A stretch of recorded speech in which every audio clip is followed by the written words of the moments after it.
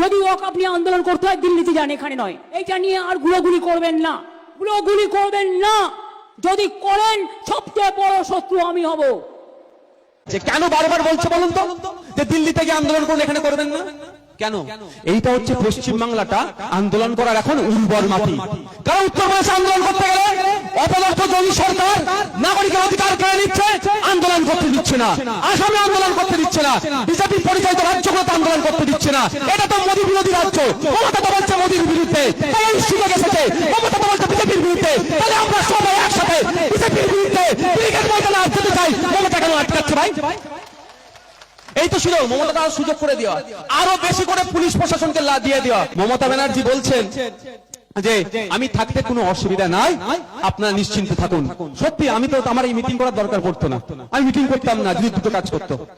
দুটো কাজ যদি মমতা ব্যানার্জি করতো, আমি মমতা ব্যানার্জিকে এইরকম মিটিং যদিও করতাম দাঁড়িয়ে ধন্যবাদ জানাতাম। প্রথম কাজ কি, বিধানসভায় এই আইনের বিরুদ্ধে একটা রেজুলেশন আনতে হবে যে পশ্চিমবাংলা সরকার এই আইনকে বিরোধিতা করছে, ওই রেজুলেশন পাস করাতে হবে। পাস করানোর পরেই সুপ্রিম কোর্টে গিয়ে মামলা করবে। এই দুটো কাজ যদি মমতা ব্যানার্জি করে, আমার মুখে মমতা ব্যানার্জির বিরোধিতা শুনলেও আমি মমতা ব্যানার্জির এই কাজকে সমর্থন করব, আমি ধন্যবাদ জানাবো। উনি করছেন? গভর্নমেন্ট কোনো অর্ডার দিয়েছেন, কোনো নোটিফিকেশন দিয়েছেন? ওনার মনে হয়েছে বলে দিয়েছে আপনাকে আমাকে বিশ্বাস করতে হবে। মুখের কথাই ভাই এই দেশ চলে না, এই দেশ পেপারের ভিত্তিতে চলে। কার কাছে পেপার আছে তার ভিত্তিতে চলবে, আর আইনের উপরে চলবে। আপনার আমার মুখের কথায় আইন হয় না। তো মমতা ব্যানার্জি আপনাকে বলে কি করছে, চুপ করিয়ে রাখতে। পশ্চিম বাংলায় যে ওয়াকফ সম্পত্তি আছে এখনো প্রায় ৭৬,০০০ বিঘার উপরে সম্পত্তি বেহাত হয়ে আছে। ওই বেহাত কারা করে রেখেছে, কারা আত্মসাৎ করে খাচ্ছে? একটু এগিয়ে যান, কোথায় আপনার তোমার হারুয়া বলো না, বীর গোরাচাঁদ আব্বাস আলী রহমতুল্লাহ আলাইহির মাজারের সম্পত্তি প্রায় ১০০০ বিঘা। এখন দেখুন ১০০ বিঘা পাবেন না।